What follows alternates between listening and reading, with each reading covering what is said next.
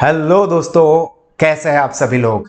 I welcome you all to Sahas institute of commerce, your own personalize high tech digital classes for 11th-12th commerce, FI, SY, TY, BCom, CA and CS all levels.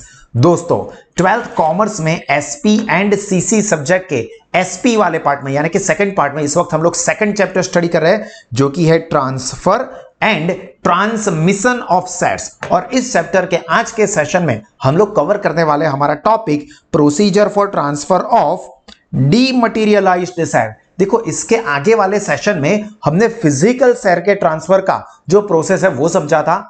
आज के इस session में हम लोग dematerialised जो shares होते हैं उसको ट्रांसफर करने का प्रोसेस समझने वाला है। तो आप सब लोग अपने साथ टेक्स्ट बुक, साथ में पेन, पेंसिल, हाइलाइटर ले ले और मेरे साथ साथ इस सेशन को अच्छे से समझना है। और इसी तरह के और सब्जेक्ट, चाहे 12th कॉमर्स के कोई भी सब्जेक्ट हो या कॉलेज सेक्शन या CA या CS का, आप या आपके कोई भी फ्रेंड्स बेहतरीन एजुकेशन एक्सपीरियंस करना चाहते हैं तो आज ही गूगल प्ले स्टोर से साहस स्मार्ट स्टडीज ऐप को डाउनलोड करें। देखिए, हमारा जो टॉपिक है वो क्या है, procedure for transfer of dematerialised shares. सबसे पहले तो ये समझ लो कि डीमटेरियलाइज्ड शेयर्स क्या होता है। तो शेयर्स जो होता है वो दो टाइप में, for holding point of view से हम दो पार्ट में इसको डिवाइड कर सकते हैं। एक होता है फिजिकल शेयर, मतलब जैसा मैंने आपको बताया था कि इस तरह से डॉक्यूमेंट होगा, सर्टिफिकेट होगा। तो ये फिजिकल, मेरे हाथ में है शेयर सर्टिफिकेट, तो मैं उसको देख सकता हूं। तो एक हो जाता है फिजिकल शेयर और दूसरे होता है डीमटेरियलाइज्ड शेयर। डीमटेरियलाइज्ड मतलब मटेरियल फॉर्म में नहीं होते, डीमटेरियल फॉर्म में होते हैं। डीमटेरियल फॉर्म में यानी कि इलेक्ट्रॉनिक फॉर्म में, डिजिटल में। तो देखिए क्या कहा है, a share holder may keep his share in physical form but according to the new provision he can not sell his share in physical form. मतलब अगर आपके पास पहले के फिजिकल फॉर्म में कोई शेयर पड़े हुए तो ठीक है, आप रख सकते हो। पर अगर आपको शेयर को मार्केट में यानी कि शेयर मार्केट में बेचना है, फिजिकल फॉर्म शेयर नहीं कर सकते। आपको क्या करना पड़ेगा, if we want to sell his share he has to go for dematerialised process. मतलब उन फिजिकल शेयर्स को अगर सेल करना चाहते हो तो ये फिजिकल शेयर को आपको कन्वर्ट करना पड़ेगा डीमटेरियलाइज्ड यानी कि इलेक्ट्रॉनिक यानी कि डिजिटल फॉर्म में। तो देखिए क्या कहा यहां पर, demat shares means convert physical shares into electronic form. क्या कहा है, convert physical share in electronic form in a specified way. मतलब फिजिकल शेयर को डीमटेरियलाइज्ड फॉर्म में यानी कि डिजिटल फॉर्म में यानी कि इलेक्ट्रॉनिक फॉर्म में आप कन्वर्ट करते हो, उसी को कहते हैं dematerialised share. The investor has to open, क्या करना पड़ेगा, open a demat account with depository participant. DP short में कहते हैं। अभी यहां पर डीपी का मतलब डेस्कटॉप प्रोफाइल नहीं है भाई, डीपी का मतलब होता है depository participant. And in India depository pattern, दो बहुत ही फेमस डिपोजिटरी पार्टिसिपेंट्स है जिसके फुल फॉर्म एब्रीविएशन आपको ऑब्जेक्टिव एग्जाम के लिए काम के है, फर्दर स्टडी में भी ये नाम बहुत काम लगने वाले हैं। एक है NSDL जिसका फुल फॉर्म है नेशनल सिक्योरिटी डिपोजिटरी लिमिटेड। क्या है, नेशनल सिक्योरिटी डिपोजिटरी लिमिटेड यानी कि NSDL। और दूसरा है CDSL जिसका फुल फॉर्म है central depository services limited, CDSL, central depository services limited. तो ये NSDL और CDSL, इसको हाईलाइट कर दीजिए MCQ के एंगल से या VSQ के एंगल से। एब्रीविएशन बहुत ही ज्यादा इंपॉर्टेंट है। Are functioning as agent for deposit caretaker.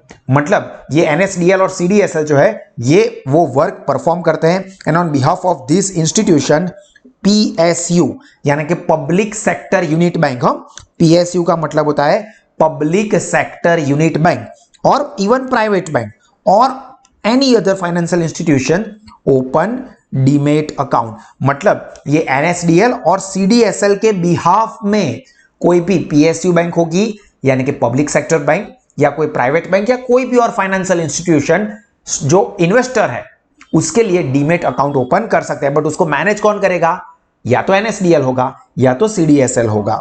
After opening this account the said institutions provide an instruction slip to the account holder. मतलब जो NSDL है या CDSL, वो जो इन्वेस्टर है जिसने अपना अकाउंट ओपन करवाया है, जैसे कि फॉर एग्जांपल मिस्टर बी, हमारे एग्जाम्पल में कॉमनली मिस्टर बी रहता है क्योंकि बहुत ही फेमस अच्छी पर्सनालिटी है। तो यहां पर मिस्टर बी जो है वो कोई भी या तो पब्लिक सेक्टर बैंक में जाएंगे, या तो कोई प्राइवेट बैंक में जाएंगे, या कोई और फाइनेंशियल इंस्टीट्यूशन में जाएंगे। फॉर एग्जाम्पल ये कोई फाइनेंशियल इंस्टीट्यूशन या बैंक है तो वहां पे अपना डीमेट अकाउंट ओपन करवाएंगे। बट ये डीमेट अकाउंट ये किसके बिहाफ में ये सारे इंस्टीट्यूशंस ओपन करता है? तो या तो एनएसडीएल होगा या तो सीडीएसएल होगा। अब जैसे यहां पर अकाउंट ओपन हो जाएगा, ये एनएसडीएल या सीडीएसएल क्या करेंगे? जो अकाउंट होल्डर है जिसने अपना अकाउंट क्रिएट करवाया है उसको क्या भेजेंगे?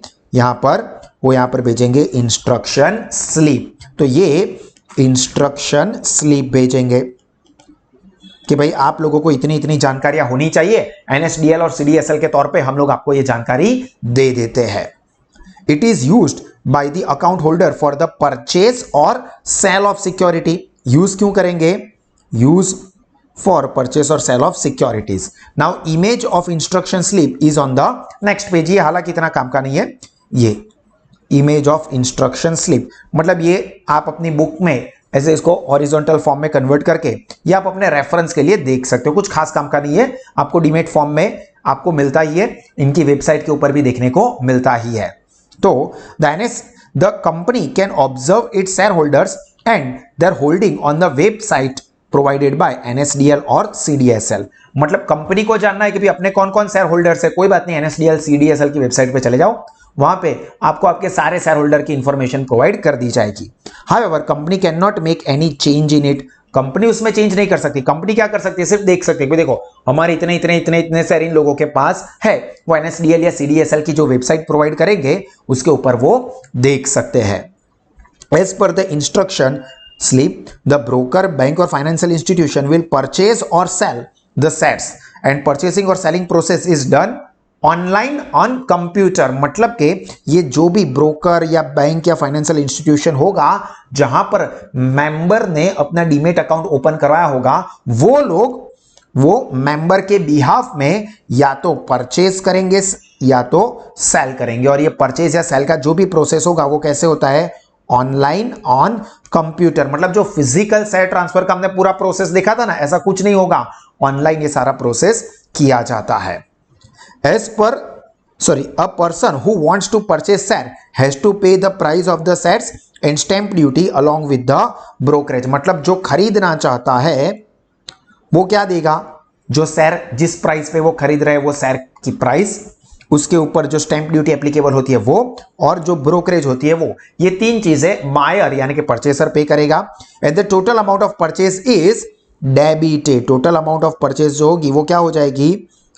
Debited from his account and purchase share are credited, purchase shares are credited into his account। मतलब कि जो बायर है, फॉर एग्जांपल ये है बायर, तो उसके बैंक में से यानी कि अकाउंट में से क्या तीन चीजें डिडक्ट कर दी जाएगी? शेयर प्राइस जिसके ऊपर ये शेयर खरीद है वो, उसके ऊपर जो स्टैंप ड्यूटी लगती है वो, और उसके ऊपर जो ब्रोकरेज बनती है ये उसके बैंक अकाउंट में डेबिट कर दिया जाएगा।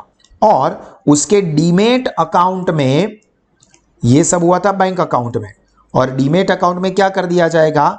जो शेयर उसने खरीदे हैं वो यहां पर क्रेडिट कर दिए जाएंगे। क्लियर? देखिए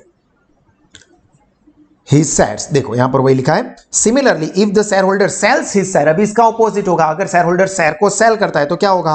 amount of sale after deducting, ये इंपॉर्टेंट है, brokerage tax and other charges is deposit to bank account and the share sold are debited to his demat account. मतलब कि जो सेलर है उसके अंदर ऑपोजिट हो जाएगा। देखो सपोज ये सेलर है तो सेलर की अकाउंट में से क्या हो जाएगा? ये शेयर जो है वो डेबिट हो जाएंगे, और जो पैसे वो शेयर सेल करते हैं उसके बदले में वो जो पैसे मिलेंगे वो शेयर की प्राइस में से क्या किया जाएगा? जो स्टैंप यानी कि टैक्स लगता है वो, स्टैंप का मतलब होता है टैक्स, और जो ब्रोकरेज लगती है वो माइनस करके ये अमाउंट उसके बैंक अकाउंट में क्रेडिट कर दी जाएगी। मतलब उसके डीमेट अकाउंट में से शेयर डेबिट और पैसे क्रेडिट, और बायर के लिए ऑपोजिट हो जाएगा, उसके बैंक अकाउंट में से पैसे डेबिट और उसको शेयर मिल जाएंगे तो शेयर क्रेडिट कर दिए जाएंगे। दस शेयर्स आर क्रेडिटेड और debited to a person's demat account. It is important to note that when shares are purchased or sold in this way, the company has no control over it, क्योंकि company के पास तो आ ही नहीं रहे ना। पहले क्या था, अगर फिजिकल शेयर ट्रांसफर हो रहा है तो हम लोग कंपनी को बेचते थे क्या, शेयर ट्रांसफर का जो हम फॉर्म भरते थे वो, और शेयर सर्टिफिकेट, और फिर सेक्रेटरी जो थे वो वेरीफाई करते थे जो बोर्ड ऑफ डायरेक्टर्स की मीटिंग में शेयर ट्रांसफर के लिए होता क्या था, आप याद करो, ये पूरा प्रोसेस हम लोग सीख चुके हैं। रिजोल्यूशन पास करते थे और फिर कंपनी को ठीक लगता था तो वो शेयर ट्रांसफर करते थे, बट यहां पर कंपनी का इन्वॉल्वमेंट ही नहीं होता है, तो यहां पर शेयर ट्रांसफर के ऊपर कंपनी का कोई डायरेक्ट कंट्रोल नहीं होता है। ऐसा नहीं कि बिल्कुल उनके ध्यान के बाहर होता है, बट डायरेक्ट कंट्रोल कंपनी का नहीं रहता है। Company has nothing to do with it, the whole procedure is done by the institutions which are functions or work as the agent of NSDL और CDSL. Company can only observe, जो मैंने कहा ना कि उनके ध्यान में होता है, हाँ वो कंट्रोल नहीं करता है। It's newcomer shareholder and outgoing shareholders on the web page. मतलब कंपनी सिर्फ ऑब्जर्व कर सकती है कि भाई कौन शेयर होल्डर आया, कौन सा शेयर होल्डर गया। तो यहां पर ये जो अपना टॉपिक था डीमटेरियलाइज्ड शेयर ट्रांसफर का प्रोसेस, वो कंप्लीट हुआ, एंड आई होप कि आपको ये अच्छे से समझ में भी आ गया होगा। अभी इसको आप कम से कम 2 बार पढ़ के अपनी नोटबुक में एटलीस्ट एक बार जरूर लिख दीजिए, और इसी तरह के और एक्स्ट्राऑर्डिनरी एजुकेशन ऑफलाइन मोड में, ऑनलाइन लाइव मोड में या एप्लीकेशन के थ्रू, चाहे 11th 12th commerce, FY TY B Com CA या CS के सभी लेवल के लिए सभी सब्जेक्ट में बेहतरीन एजुकेशन लेके अपना नॉलेज, रिजल्ट, करियर तीनों ही टेरिफिक लेवल पे बढ़ाना चाहते हो, वो भी बहुत ही कम फीस पे, तो आज ही गूगल प्ले स्टोर से साहस स्मार्ट स्टडीज ऐप को डाउनलोड करें या साहस के ऑफलाइन सेंटर को ज्वाइन करें। God bless you all. जय हिंद।